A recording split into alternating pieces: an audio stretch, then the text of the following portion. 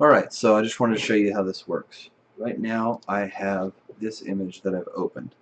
This is my wife with my grandparents' dog. And I want to apply, let's say, a simplify effect. And I know I want to end up in Studio, or in Impression, but I want to use simplify to get started. So I'm going to click the Buzz Sim effect. Now if you look here, you'll notice my adjustment stack changes. Every time I click an effect, it's going to change what's in there.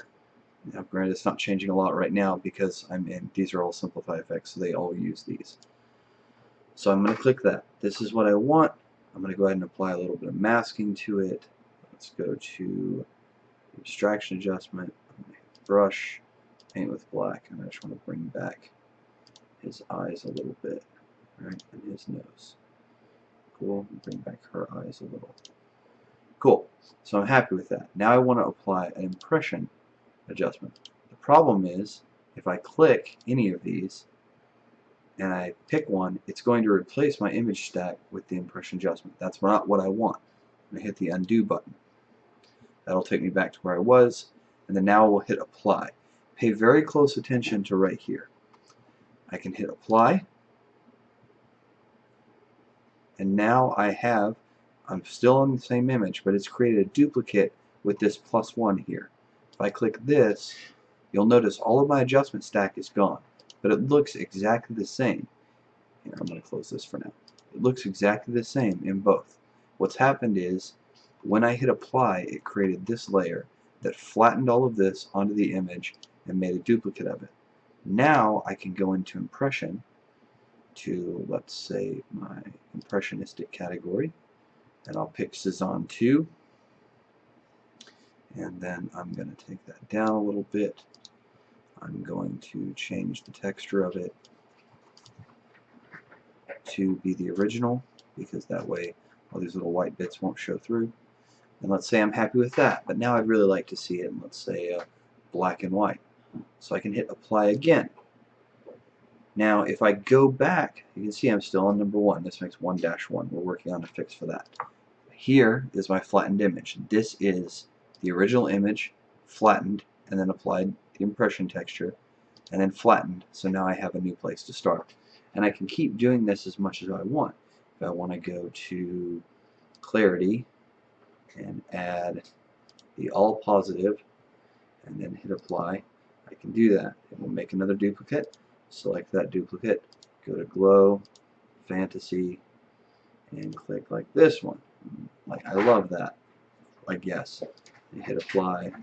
And I can go back and go to all and search for black.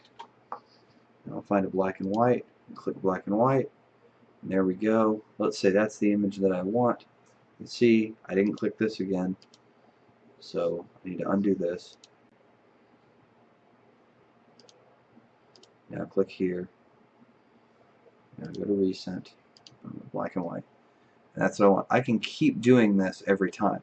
If you want to make it where you don't have to click on the newly created layer, if you go to File, sorry, on PC it's in Edit, and you go to Preferences, then you will see Switch to New Image after applying image. It's right here in the middle. You click that checkbox, hit OK, and then let's say I want to apply, I don't know, let me go back, something noticeable. So Cave Dweller 2.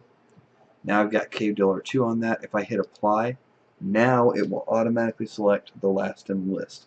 The only limitation for how many times you can do this is based off of your memory that you have in your VRAM. This is not your system RAM. This is virtual RAM in your GPU. If you go to Help, Graphics Info, you'll see here I'm working on a GTX 1080. I have 8,000 megabytes or 8 gigs of VRAM, and I'm using 6. My preview limit is an 8,000 pixel wide image. You can do this as many times as you want, but these aren't saved. None of these are saved. If you're using this as a plugin in Photoshop, which one of these you hit OK on is what's going to be sent back. If you're using this in Lightroom, whichever one of these that you have selected that you hit save on is what's going to be saved back into Lightroom. But that's how that works. If that's not working for you, I'd need you to submit a support ticket so that we can see what's going on. If that's happening, it's likely because you don't have enough system memory to keep saving each of these into memory. What you can do instead, if you'd like, is go to the image that you want, save it out, and then just drag and drop it back in, and that way it's not storing it in system memory. You can save each of your steps as you go. Again, we're working on this process. We want to make it a whole lot more simple and easy to use, but this is what we have for right now. Thanks.